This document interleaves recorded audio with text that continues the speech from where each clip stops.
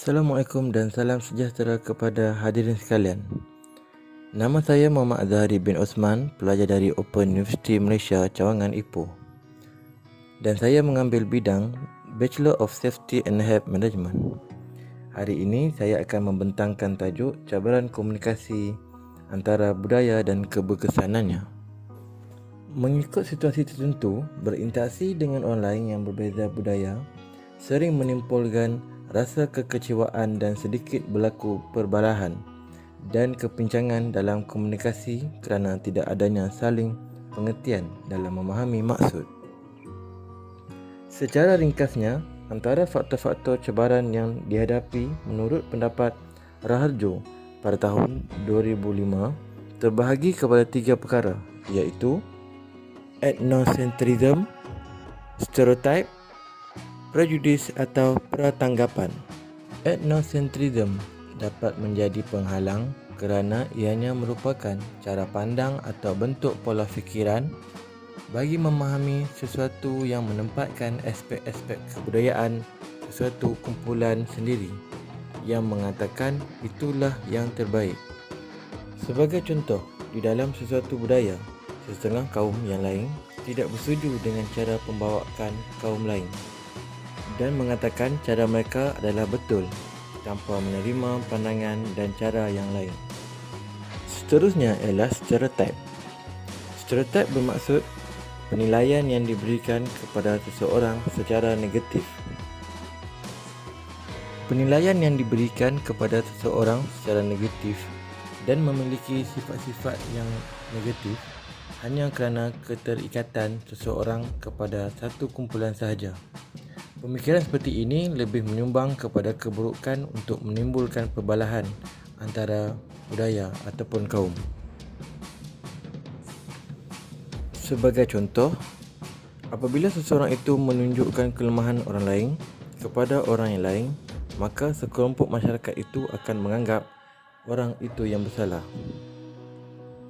Manakala prejudis atau pratanggapan bermaksud sikap seseorang yang negatif terhadap orang atau kebudayaan di luar dari dirinya. Sebagai contoh, seseorang itu tidak mempunyai rasa suka yang tidak berasas terhadap sesuatu kaum, agama dan sebagainya. Prejudis atau pratanggapan ialah suatu penilaian berasaskan pengalaman terdahulu terhadap sesuatu. Apabila stereotip berada dalam tahap kognitif, maka pratanggapan berada pada tahap sikap seseorang yang kebanyakannya negatif terhadap orang atau kebudayaan di luar daripada dirinya. Berikut adalah cara penyelesaian dan kaedah keberkesanan. Ethnocentrism. Seseorang itu perlu mengenal budaya orang lain dan belajar untuk memahaminya. Seterusnya, stereotype. Tunjukkan nilai-nilai murni dan belajar mengenal diri dengan mendekatkan diri dengan Allah Subhanahu Wa Taala. Manakala prejudis atau pratanggapan, cara penyelesaiannya ialah kena pasti kelemahan seseorang itu melalui bahasa badan dan memperbetulkan keadaan dengan cara memberi nasihat atau menunjukkan contoh nilai-nilai yang baik. Secara kesimpulannya, mengenai komunikasi antara budaya adalah suatu pendekatan yang perlu dijalankan dengan harmoni dan damai yang mengambil kira kepelbagaian budaya dan cara hidup masyarakat yang terlibat. Semakin hari, kita semakin merasakan betapa perlunya pendekatan ini agar kita dapat memahami antara satu sama lain, terutamanya dalam konteks masyarakat majmuk seperti di Malaysia. Bagi memastikan agar komunikasi dapat disampaikan dengan baik dan berkesan, tentunya kita perlu memilih pendekatan yang sesuai dan seiring penerimaan masyarakat atau individu tersebut.